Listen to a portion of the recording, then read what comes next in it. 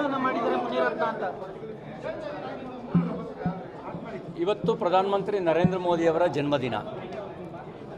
ಜನ್ಮದಿನದ ಶುಭಾಶಯಗಳನ್ನು ಸಲ್ಲಿಸ್ತಾ ಅವರಿಗೆ 100 ವರ್ಷಗಳಿಗೂ ಹೆಚ್ಚು ಕಾಲ ಆಯುಷ್ವಂತರಾಗಿ ಆರೋಗ್ಯವಂತರಾಗಿ ಬದುಕುವಂಥ ಆಶೀರ್ವಾದ ಭಗವಂತ ನೀಡಲಿ ಅಂತೇಳಿ ಪ್ರಾರ್ಥಿಸ್ತೇವೆ.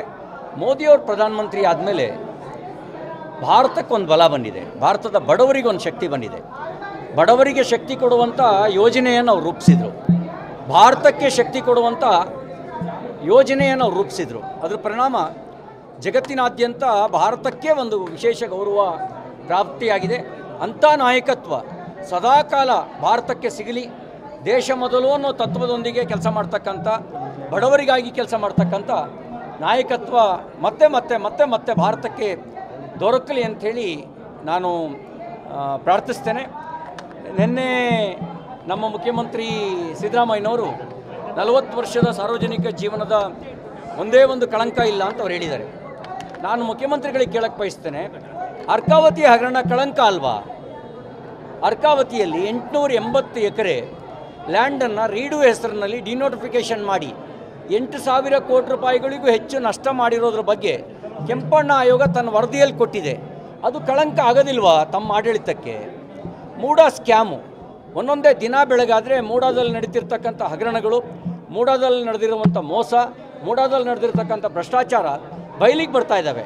ಅದು ತಮ್ಮ ಆಡಳಿತದ ಕಳಂಕ ಅಂತ ಅನಿಸೋದಿಲ್ವಾ? ಮಹರ್ಷಿ ವಾಲ್ಮೀಕಿ ಅಭಿವೃದ್ಧಿ ನಿಗಮದಲ್ಲಿ ನೀವೇ ಒಪ್ಕೊಂಡ್ರಿ 89 ಕೋಟಿ ರೂಪಾಯಿ ಲೂಟಿಯಾಗಿದೆ ಅಂಥೇಳಿ. ನಿಮ್ಮ ಆಡಳಿತದ ಕಳಂಕ ಅಂತ ಅನಿಸೋದಿಲ್ವಾ ನಿಮಗೆ? ಇವೆಲ್ಲ ಕಳಂಕ ಅಲ್ಲದೆ ಇದ್ರೆ ಯಾವ್ದು ಕಳಂಕ? ಬೆಂಗಳೂರಿನಲ್ಲಿ ಒಂದು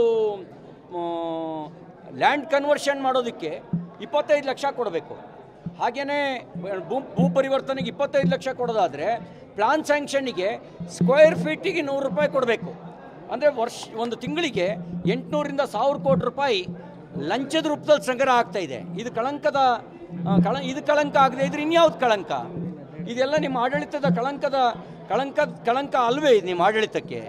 ಮತ್ತು ನೀವು ಒಂದು ಪ್ರಜಾಪ್ರಭುತ್ವ ವ್ಯವಸ್ಥೆ ಮೇಲೆ ನಂಬಿಕೆ ಇಟ್ಟಿದ್ದರೆ ನೀವು ನಿಜವಾಗಲೂ ವಿರೋಧ ಪಕ್ಷದವರ ಪ್ರಶ್ನೆಗೆ ಅವಕಾಶ ಕೊಡಬೇಕಿತ್ತು. ವಿಧಾನ ಪರಿಷತ್ನಲ್ಲಿ ಪ್ರಶ್ನೆಯನ್ನು ಎದುರಿಸಲಾರದೆ ಅಲ್ಲಿಂದ ಪಲಾಯನ ಮಾಡಿದವರು ಹೊರಗಡೆ ಬಂದು ನೀವು ಸಮರ್ಥನೆ ಮಾಡ್ಕೊಳ್ತಿದ್ದೀರಿ. ಹೊರಗಡೆ ಬಂದು ನೀವು ಉತ್ತರ ಕೊಡಬೇಕಾದ ವೇದಿಕೆ ಅದು ನಿಜವಾಗ್ಲೂ ಕೂಡ ಅದು ವಿಧಾನ ಪರಿಷತ್ ಆಗಿತ್ತು. ಅಲ್ಲಿ ಯಾಕೆ ಪಲಾಯನ ಮಾಡಿದ್ರಿ? ಅಲ್ಲಿ ನೀವು ಸಿಗಾಕೊಳ್ತಿದ್ರಿ, ಅದಕ್ಕಾಗಿ ನೀವು ಪಲಾಯನ ಮಾಡಿದ್ರಿ. ಹೇಗೆ ನಿಮ್ಮದು ಕಳಂಕರಹಿತವಾಗಿರ್ತಕ್ಕಂಥ ಆಡಳಿತ ಹೇಳಿ?